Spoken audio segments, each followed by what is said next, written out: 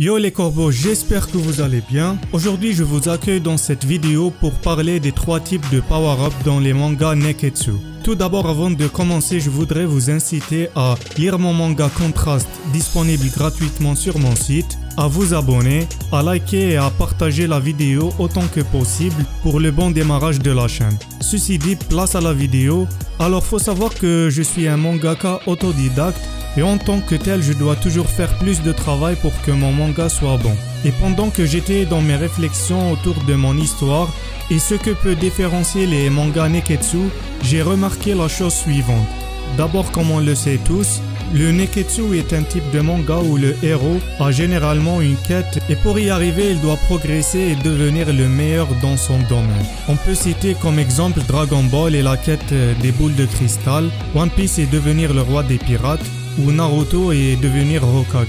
À dire comme ça, tous les Nekketsu se ressemblent et ne diffèrent en rien. Mais pour trouver la différence entre eux, il faudrait regarder derrière le rideau et analyser en quoi la progression des personnages diffère. À ce niveau, on peut déjà identifier 3 types.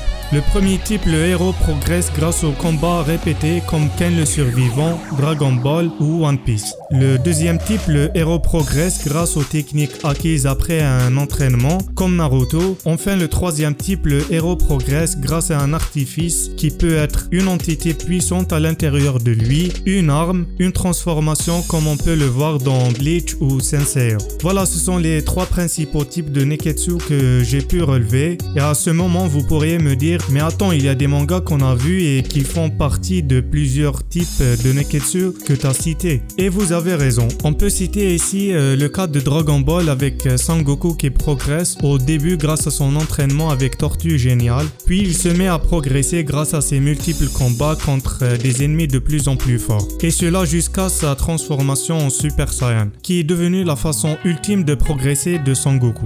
Donc voilà, ça arrive que les auteurs varient les types de power-up pour ne pas emprisonner leur œuvre dans un seul type de progression, afin que le manga ne soit pas lassant à la longue. N'empêche qu'il y a quand même un type de power-up qui surclasse les autres types, une sorte de dark power-up, et le choisir c'est un peu choisir d'atteindre le sommet très rapidement et très facilement. J'ai nommé le power-up par la transformation. Ce power-up là est plutôt spécial du fait qu'il soit à double tranchant, car d'un côté il est trop classe et la transformation de Naruto ou de Sangoku pour la première fois en témoigne. Il peut expliquer un énorme bond en avant de la puissance du héros, il reste dans les mémoires et tout, mais il a tendance à bloquer le héros et l'auteur dans ce type de power-up. Ainsi le héros, une fois qu'il se transforme, ne parvient plus à être très impressionnant si ce n'est que par une autre transformation. On l'a vu par exemple dans Naruto et Dragon Ball. Sangoku par exemple, une fois qu'il a appris le SSJ1, on n'a plus été impressionné malgré sa technique de téléportation.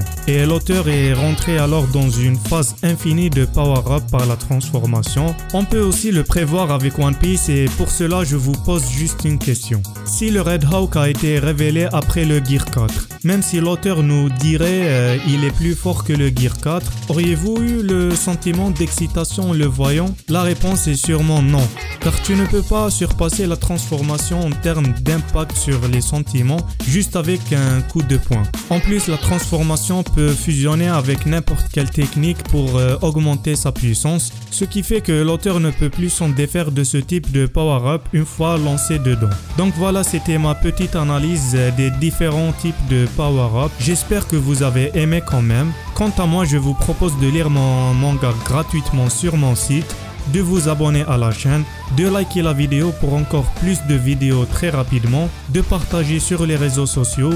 Sur ce, je vous dis prenez soin de vous, faites le plein de mangas, sayonara.